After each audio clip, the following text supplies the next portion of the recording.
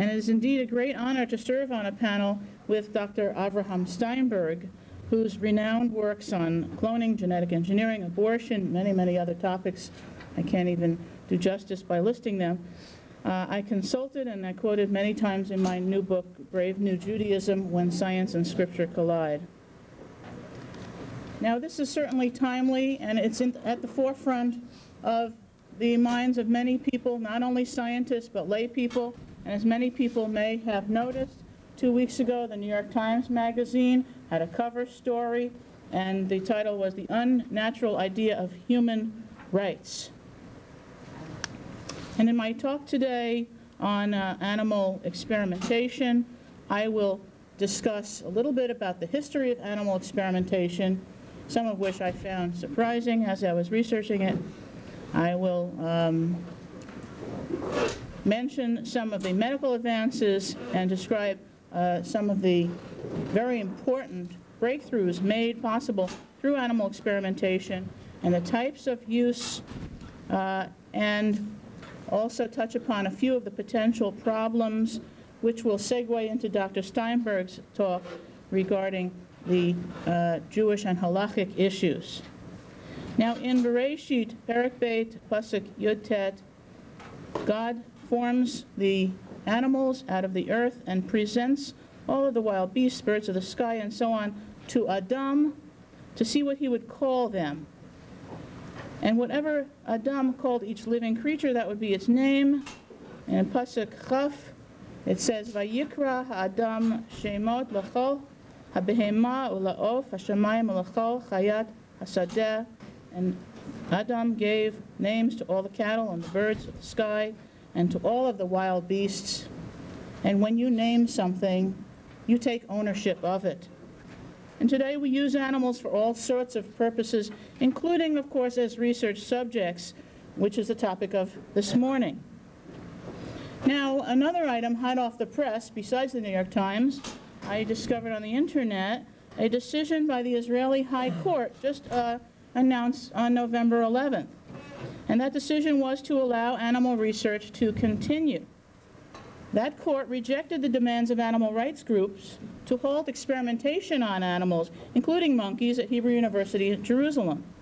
Professor Ehud Ziv, chairman of the Inter-University Forum for the Advancement of Medicine in Israel, thanked the three-member court and said that its decision recognized, quote, the vital contribution to medical research and quality of life provided by animal experiments carried out according to the law. Now, in the United States, a very important group is the American Association for the Advancement of Science, and their resolution on animal experimentation reads as follows, and I quote, this association is in accord with the practically unanimous and often expressed authoritative voice of science and medicine that animal experimentation has conferred inestimable benefits upon mankind as well as upon animals themselves, and is essential to the progress of the biological and the medical sciences. And if you want to get a good insight into an issue with regard to science, who would be better to ask than those who won the Nobel Prize? There was a survey of Nobel laureates, specifically those who won Nobel Prizes in physiology or medicine. 39 out of 71 living Nobel laureates in that category responded to a questionnaire. And the following were some of the results. In response to the statement, quote, animal experiments have been vital to the discovery and development of many advances in physiology and medicine, 97% of these scientists strongly agreed, and the other 3% agreed. That's not surprising. But what was surprising, in response to the statement, animal experiments were essential to your Nobel Prize-winning work, 74% strongly agreed, 8% agreed, which means that more than 80% of this Nobel Prize-winning work depended strongly on animal research. And finally, the statement, animal experiments are still crucial to the investigation and development of many medical treatments.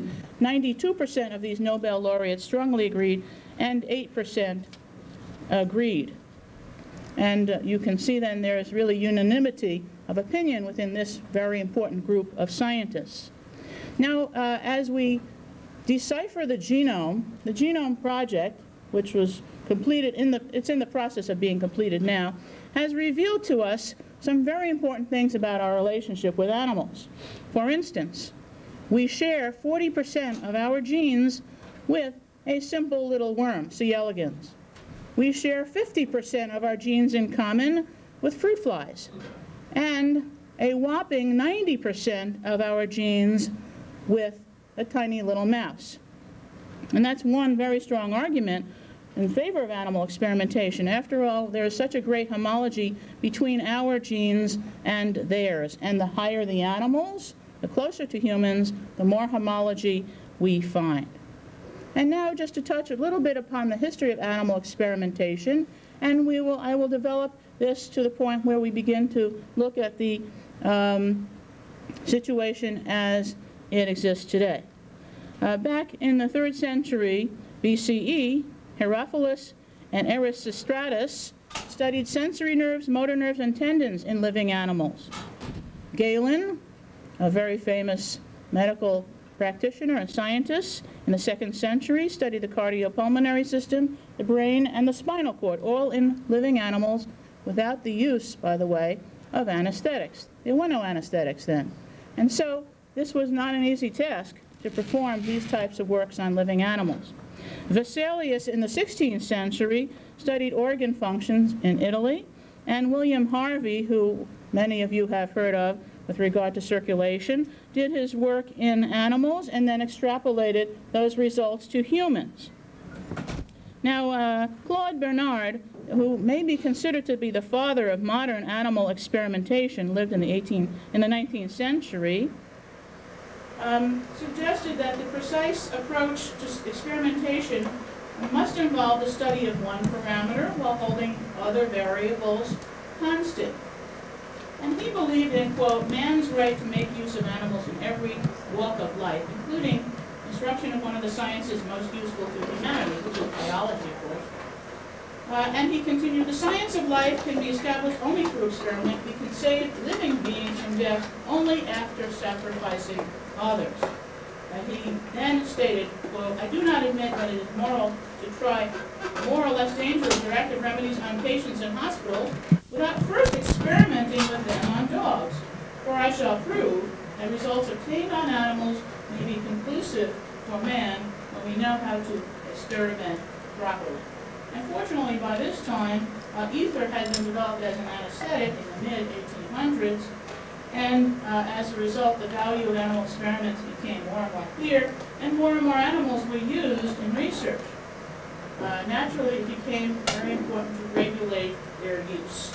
In Great Britain, they were at the forefront of this type of activity and action regarding the use of animals.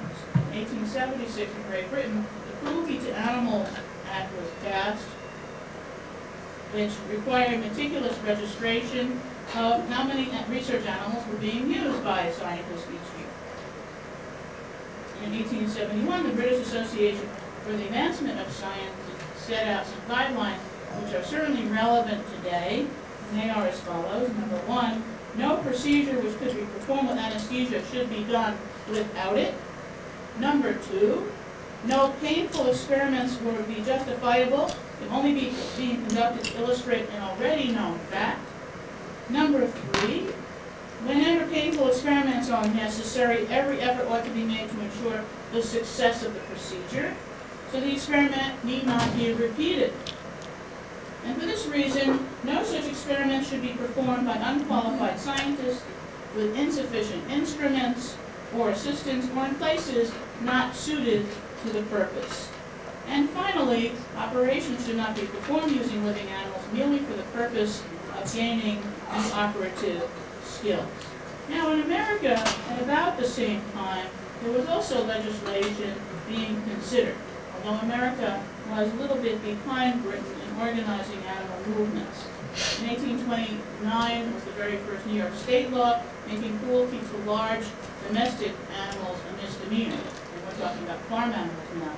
The ASPCA was organized in 1866, but it was modeled after the British RSPCA.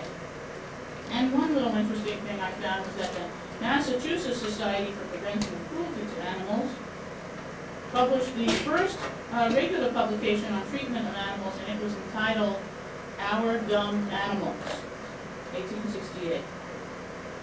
Now, we go to the 20th century, and in 1908, the Council on Medical Research was very concerned that these types of animal activists may restrict the ability to use animals in research, and that would be devastating to a lot of the progress that was being made in terms of many scientific areas.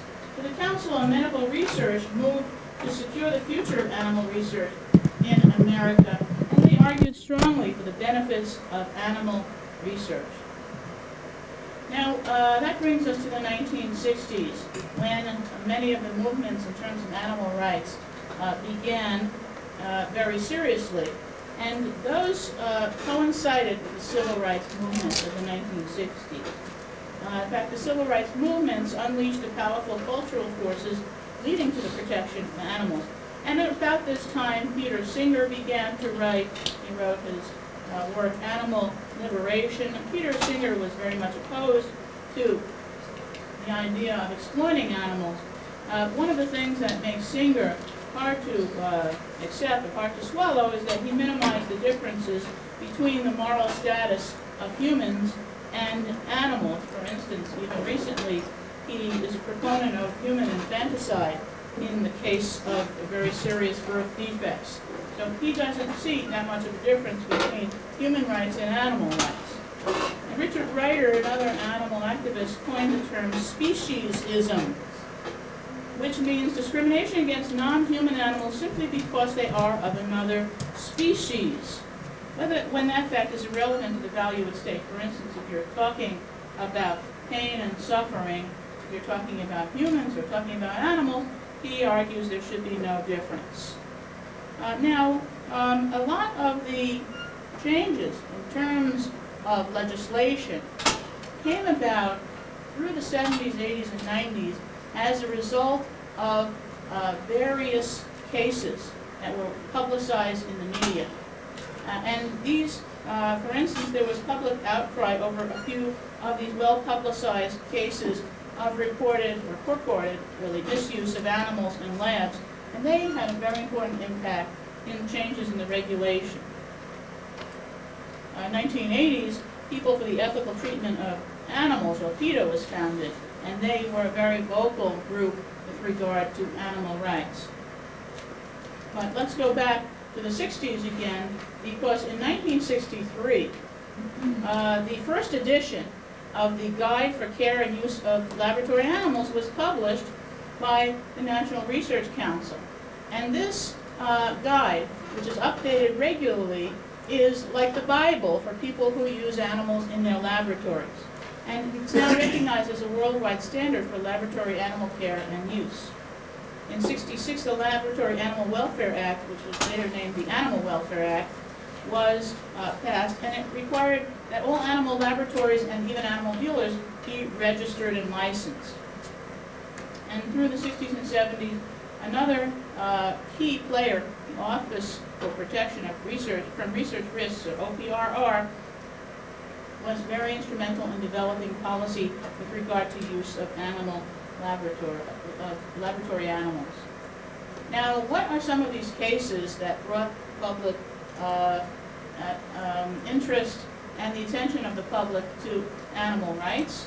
In 1982, there was the case of the Silver Spring monkeys.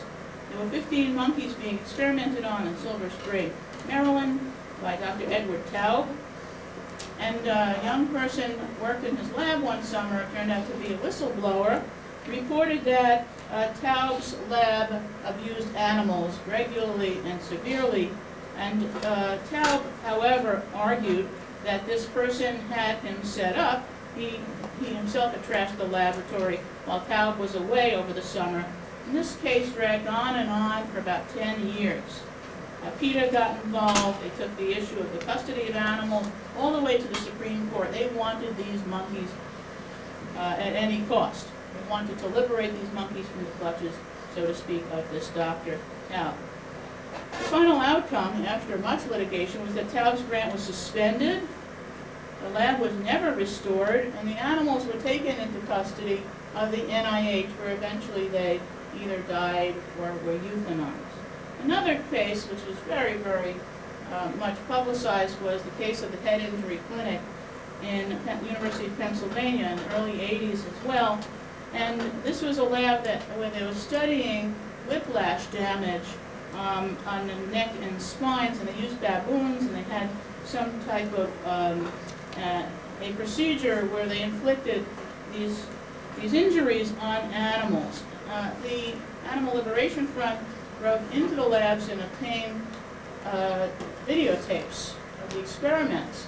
And they gave them to PETA, and PETA spliced and edited all of this information into one tape, which they called Unnecessary Fuss. That was what they named it. They circulated to schools and newspapers and TV networks and sent it to the Congress. But upon investigation, it was discovered that the tape showed the case history of only one of about 150 animals, and it definitely misrepresented what was going on in the laboratory. And the OPRR went to University of Pennsylvania to investigate. They did show that these labs were not perfect, that they used a sloppy aseptic surgical technique. They were smoking in the operating room. They weren't using adequate anesthetic. It wasn't 100% kosher. And so University of Pennsylvania was put on probation. The head injury clinic was closed. The chief veterinarian was fired. And they insisted that there be new training programs for investigators, and very frequent progress reports to the OPRR were required. As a result of some of these cases, the Public Health Services Committee concluded that we really needed to have revised policies. And in the 80s, revised policy made the following requirements. Not even recommendations, really, they were requirements.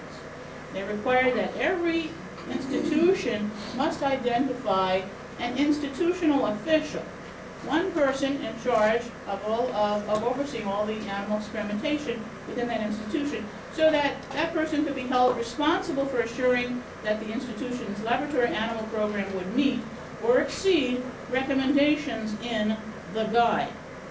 Secondly, they required that every institution establish a special committee called the IACUC, which we now have in every institution, Institutional Animal Care and Use Committee. And these committees were patterned after institutional review boards, which, by the way, had already been in existence for several decades and were there to protect human research subjects.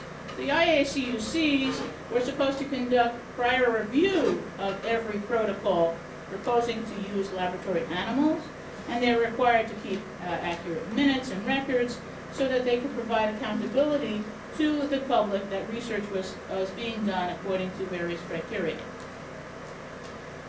The other part of the policy required a semi-annual inspection of all labs using animals, an occupational health program including a standard operating procedures training for all people who have contact with lab animals, and prospective and ongoing protocol review. So if you do want to do research on using lab animals, you have to first apply to the IACUC of your institution, and they have to clear it and show that this is a reasonable protocol. And they also emphasized what was termed performance standards over engineering standards. Engineering standards are when you go into a lab and you look around and you measure cage size and you make sure that the ventilation is okay and you look for cracks in the wall and so on. Those are engineering standards, and those are things that are very objective, but they won't necessarily tell you about how well the animals are being cared for. Performance standards, on the other hand, will tell you about whether the animals exhibit normal behavior, normal eating habits, social interactions, if they have good, healthy coats, if they're not too thin or too fat, if they've been checked periodically by a veterinarian, if they're socialized to other animals and to human caretakers.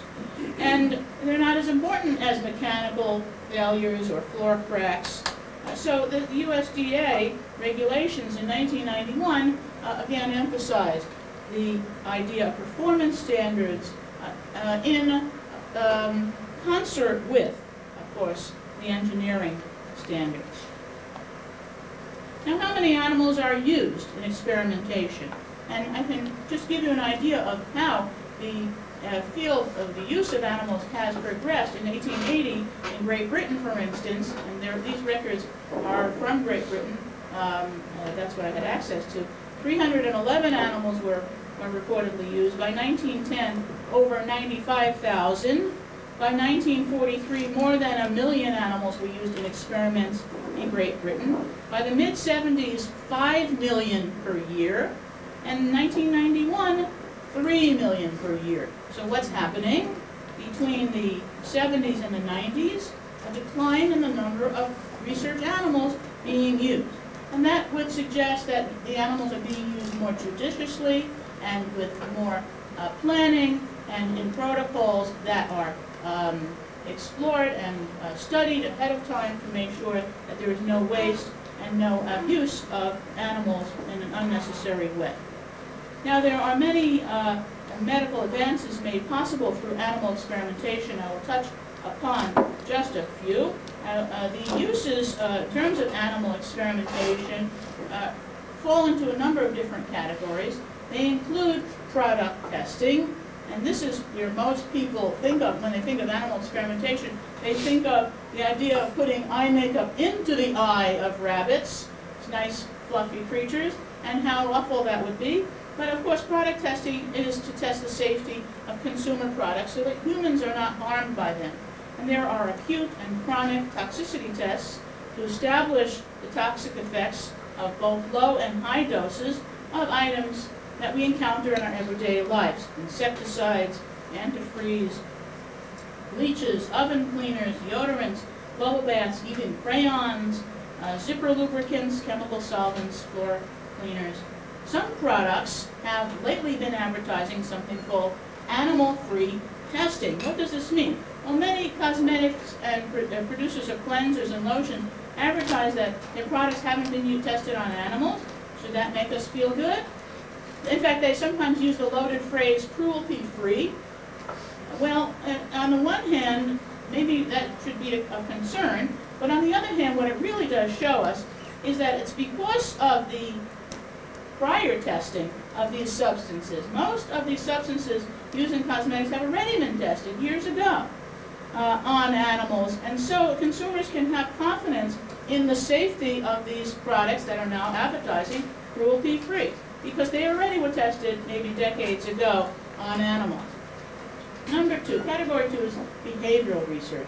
And this we also are aware of. We see it on TV, on Nova, programs about how the chimp is removed from her mother and how they study about attachment of baby chimps on mothers and so on. Well, of course, scientists do these experiments carefully, and they learn an awful lot about human behavior and about what is normal behavior from these studies. And instructional purposes, well, many of you, now you're all here in the hospital, I would guess, many of you took courses in where you dissected something, whether it was in high school or in college. The high school students, college students, and so on dissect frogs and mice, rats, hamsters. Any harm to the animals is usually more than compensated by the benefit to the students. And I would argue that even non-science majors, and I teach a lot of non-science majors, but even they are benefited greatly by this, because you do obtain a respect for animals and an understanding for physiology and anatomy by doing these types of works. Pharmaceutical tests involve the testing of new products before screening on people, so that includes all different types of drugs. And this works very well, but it is not foolproof. For instance, the thalidomide tragedy. That drug was tested on a wide range of animal species. None of them died. It wasn't lethal on the adult animals. Turns out that teratogenicity, that means the lethality of something to a fetus, is strain specific, not even species specific, and they tested it on a lot of different types of animals in terms of embryo survival, and there were abnormalities occurring in a few strains of rabbits and mice, but not in most. So just shows us the inherent difficulty in trying to extrapolate from animals to people. It's not a perfect system. And of course you know that thalidomide treatment of pregnant women in the 60s resulted in babies who were born without arms and without legs. And this was a terrible tragedy. And these were drugs that were tested in animals. So there are drugs that are harmless to animals that might be dangerous to humans. Drugs useful for humans may be fatal to many animals. And we have a number of drugs that we use today that you cannot use with animals, including epinephrine, salicylates, insulin, cortisone. In different conditions, they actually are harmful to animals. But very valuable drugs for us. And number five is medical research, and that refers to long-term research. AIDS, heart disease, cancer. There are, of course, we test the chemicals that produce cancers. We test the chemicals that kill cancer cells. And as a result of this type of research, there are much higher 5-year survival rates for many cancers. And before polio vaccines were available, about 30,000 children a year caught polio in North America alone. So they estimate that there are certainly more than 1 million people alive today who would have caught polio if they hadn't been vaccinated. And the vaccine was developed using animals. It was tested on monkeys to make sure it was safe for human children.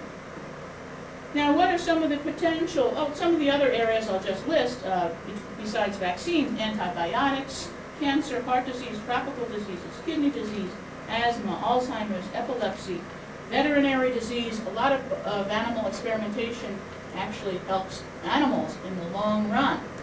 And genetic diseases, autoimmune diseases. So now for the potential problems. And Judaism was very way ahead of its time in seeing potential problems regarding the abuse of animals. There are many, many references in the Tanakh and the Gemara regarding the humane treatment of animals. But clearly there's a dynamic tension between the first commandment found in Bereshit, Pru'arvu u'mil'u et ha'aretz v'kivshuha, U'redu b'dgat hayam u'b'of ha'shamayim u'b'chal chaya ha'rameset al ha'aretz. Be fertile and increase, fill the earth and master it, rule the fish of the sea, the birds of the sky, and all living things that creep on earth. There's a dynamic tension between that commandment and our duty to act humanely with regard to other creatures on our planet. Thus, rabbinic scholars have grappled with the question of boundaries and have tempered the application of human power over creatures and the environment with a variety of principles. They include the principles of Tsa'ar Ba'alei Chayim, which is concern for the suffering of the animal, and Ba'al Tashkid, just to name two. Ba'al Tashkid, do not destroy, do not waste. And Dr. Steinberg will now be discussing some of these issues from the perspective of Jewish tradition and halacha. And I thank you.